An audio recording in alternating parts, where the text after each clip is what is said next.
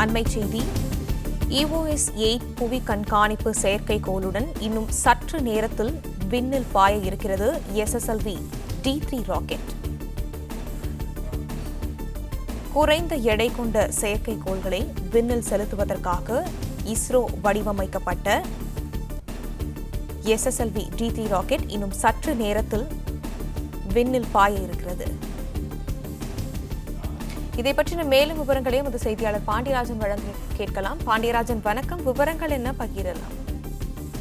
புவியை துல்லியமாக கண்காணிக்க EOS-8 என்ற செயற்கைக்கோள் இன்று SSLV D3 ராக்கெட் மூலம் இஸ்ரோ மூலமாக விண்ணில் செலுத்தப்பட இருக்கிறது. குறிப்பாக இன்று காலை 9:17 மணிக்கு ஆந்திர மாநிலம் ஸ்ரீஹரிகோட்டாவில் உள்ள சதீஷ் தவான் ராக்கெட் ஏவுதளத்தில் இருந்து SSLV D3 ராக்கெட் இரண்டு செயற்கைக்கோளுடன் விண்ணில் பாய இருக்கிறது. அதற்கான ஆட்டோமேட்டிக் கவுண்டவுன் தற்போது தொடங்கி இருக்கிறது. குறிப்பாக இந்த SSLV D3 ராக்கெட் மூலமாக இதற்கு முன் 2 முறை செயற்கைக்கோள்களை விண்ணில் செலுத்தக்கூடிய நிகழ்வு நடைபெற்றிருக்கிறது. அதில் ஒரு முறை வெற்றியும் ஒரு முறை தோல்வியும் தழுவியிருக்கிறார்கள். இந்த SSLV D3 ராக்கெட்டை பொறுத்த வரைக்கும் குறைந்த செலவில் குறைந்த எடை கொண்ட மினி, மைக்ரோ, நானோ வகை செயற்கைக்கோள்களை விண்ணில் செலுத்துவதற்காக இஸ்ரோவின் சார்பில் வடிவமைக்கப்பட்டு உருவாக்கப்பட்ட ராக்கெட்.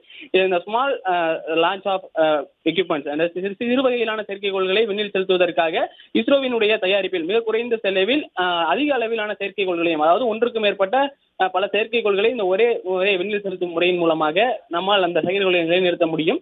அந்த வகையில் தான் இந்த SSLV D3 ராக்கெட் வடிவமைக்கப்பட்டிருக்கிறது. இதனுடைய இந்த ராக்கெட்டை பொறுத்த வரைக்கும் 34 மீட்டர் உயரம், 2 மீட்டர் அகலம், 120 டன் எடையும் கொண்டது. 10 முதல் 500 கிலோ வரை எடை கொண்ட செயற்கைக்கோள்களை 500 கிலோமீட்டர் உயரம் வரை உள்ள புவி தாழ்வட்ட பாதைக்கு எடுத்துச் செல்லும் திறன் கொண்ட வகையிலே இந்த SSLV D3 ராக்கெட் வடிவமைக்கப்பட்டிருக்கிறது. EOS-8 என்கின்ற 175.5 கிலோ எடை கொண்ட செயற்கைக்கோள் தான் இன்று விண்ணில் செலுத்தப்பட இருக்கிறது. அந்த செயற்கைக்கோளுடன் மேலும் கூடுதலாக மற்றொரு செயற்கைக்கோள், அதாவது தனியாருக்கு சொந்தமான ஒரு செயற்கைக்கோள் அனுப்பப்பட இருக்கிறது.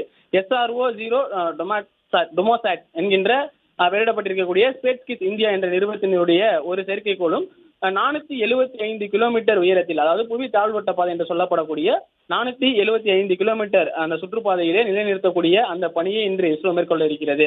EOS செயற்கைக்கோளை பொறுத்த வரைக்கும் இது எதற்காக அனுப்பப்படுகிறது என்று பார்த்தால் புவி கண்காணிப்பு, முக்கியமாக புவி கண்காணிப்பு பணி செயற்கைக்கோள்களாகத்தான் இது அனுப்பப்படுகிறது. இதன் பணி பேரிடர் காலங்களில் கண்காணிப்பு பணியில் ஈடுபடுவது, காலநிலை கண்காணிப்பு, காட்டு தீ ஏற்படுகின்ற பொழுது அதனை கண்காணித்து அதற்கான தகவல்களை முன்கூட்டியே அனுப்புவது, எரிமலை வெடிப்பு கண்காணிப்பு மற்றும் பெரிய அளவிலான தொழிற்சாலைகள் மற்றும் மின் உற்பத்தி நிலையங்களை கண்காணிப்பது போன்ற பணிகளையும், கடலில் வீசும் காற்றின் வேகம், மண்ணின் ஈரப்பதம் ஆகியவற்றையும் இந்த EOS செயற்கைக்கோள் கண்காணிக்க இருக்கிறது.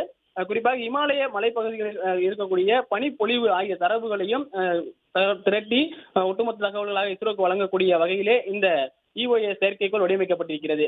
இதற்கு முன் அனுப்பப்பட்டிருக்கக்கூடிய EOS செயற்கைக்கோள்களிலேயே மிகவும் அட்வான்ஸ்டு டெக்னாலஜி, தற்போது இருக்கக்கூடிய அந்த பேலோடுகள் என்று சொல்லக்கூடிய அட்வான்ஸ்டு டெக்னாலஜிகளை பயன்படுத்தி இந்த EOS செயற்கைக்கோளானது தயாரிக்கப்பட்டிருக்கிறது.